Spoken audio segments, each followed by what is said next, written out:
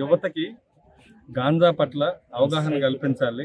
అలాగే కెరీర్ పట్ల వాళ్ళకి మంచి అవగాహన కల్పించి మంచి పౌరులకు తీర్చిదిద్దాలి. అలాగే పోక్సో కేసులు జరుగుతున్నాయి, ఉమెన్ మీద ఇష్యూస్ జరుగుతున్నాయి.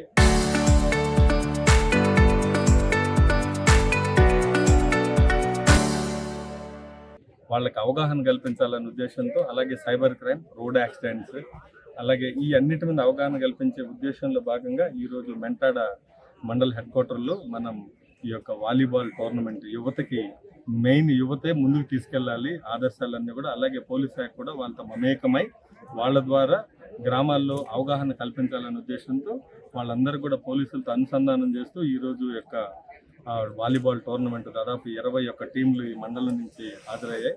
వీళ్ళందరూ కూడా స్నేహపూర్వక వాతావరణంలో ఈ యొక్క ఆటల పోటీలు వాలీబాల్ టోర్నమెంట్ కండక్ట్ చేయడం, అలాగే వాళ్ళలో క్రీడా స్ఫూర్తిని పెంపొందించడం, అలాగే చట్టాల పట్ల, గాంజా పట్ల, ఉమెన్ పట్ల ఎలా బిహేవ్ చేయాలో, ఈ గాంజాకి ఎలాగ దూరంగా ఉండాలి, వాళ్ళ కెరీర్ని ఎలా బిల్డప్ చేసుకోవాలనే విధంగా ఈ యొక్క కార్యక్రమాన్ని నిర్వహించడం జరిగింది.